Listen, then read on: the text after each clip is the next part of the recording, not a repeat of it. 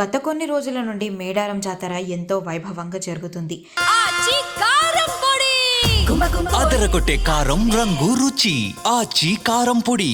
దేశ నలుమూలల నుంచి సమ్మక్క సారలమ్మను దర్శించుకోవడానికి జనం తరలి వస్తున్నారు. విదేశీ ప్రతినిధులు కూడా వనదేవతల దర్శనం చేసుకున్నారు.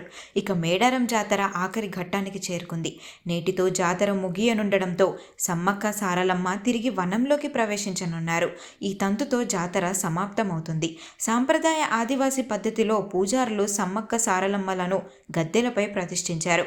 సమ్మక్క సారలమ్మను తీసుకొని వస్తున్న సమయంలో పోలీసులు 3 అంచెల భద్రతను ఏర్పాటు చేశారు. వనదేవతలు గద్దెలపైకి చేరుకోగానే పోలీసులు తుపాకీ తూటాలు గాల్లోకి పేల్చి స్వాగతం పలికారు.